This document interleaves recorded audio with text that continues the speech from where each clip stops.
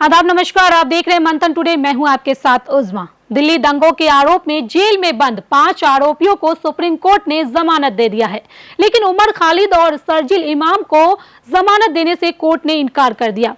यही नहीं, supreme court ने कहा कि उमर खालिद और शरजील इमाम 1 साल तक इस मामले में जमानत याचिका दाखिल नहीं कर सकते। यानी 5 साल 3 महीने से तिहाड़ जेल में बंद उमर खालिद और शरजील इमाम 1 साल और सलाखों के पीछे रहना पड़ेगा। गुलफिशा फातिमा, मीरान हैदर, शिफाउर रहमान, मोहम्मद सलीम खान और शादाब अहमद दिल्ली दंगों के आरोप में 5 साल तक तिहाड़ में बंद थे। इनमें उमर खालिद और शरजील इमाम को छोड़कर सबको जमानत मिल गई है। उमर खालिद और शरजील इमाम की शोहरत कुछ ज्यादा है, काफी पढ़े लिखे भी हैं और उनके अंदर लीडरशिप क्वालिटी है जो उनकी जमानत में रुकावट बन रही है। 1 जनवरी को ही अमेरिका न्यूयॉर्क के जोहरान ममदानी ने उमर खालिद को लेटर लिखकर चिंता जताई थी और कहा था कि मैं आपके बारे में सोच रहा हूं। सुप्रीम कोर्ट ने आरोपियों की दलील की इस मामले में लंबे समय से सुनवाई शुरू नहीं हुई और ट्रायल शुरू होने की संभावना भी कम है।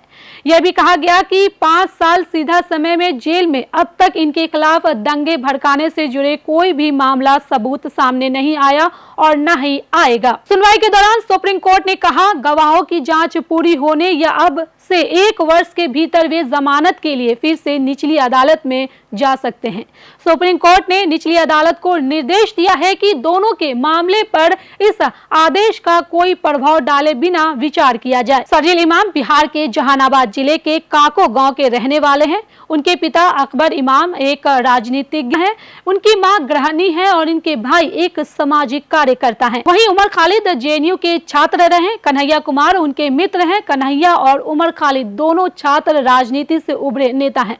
दोनों ने एक साथ जेएनयू में छात्र राजनीति की। इनके पिता कासिम रसूल Ilyas all India Muslim personal law के प्रवक्ता हैं। खालिद अपनी बहन की शादी में पैरोल पर बाहर आए थे। जस्टिस रविंद्र कुमार और जस्टिस एनवी अंजारिया की पीठ ने उमर और शरजील को छोड़कर अन्य 5 आरोपियों गुलफिशा फातिमा, मीरान हैदर, शिफाउर रहमान, मोहम्मद सलीम खान और शादाब अहमद को जमानत दे दी। उक्त सभी आरोपी 2020 के दिल्ली दंगों में अपनी भूमिका के लिए 5 साल से अधिक समय से जेल में हैं। उमर खालिद और शरजील इमाम को छोड़कर अन्य आरोपी जमानत मिलने के बाद जेल से बाहर आ जाएंगे। उन्होंने दिल्ली हाई कोर्ट के उस आदेश को चुनौती दी थी जिसमें उन्होंने गैर कानूनी गतिविधियां अधिनियम यूएपीए के तहत दर्ज मामले में जमानत देने से इनकार कर दिया गया था। फैसले से उमर खालिद और शरजील इमाम को बड़ा झटका लगा है। दोनों को फिलहाल जेल में ही रहना होगा। शीर्ष अदालत ने कहा कि लंबे समय से जेल में रहना जमानत का आधार नहीं है।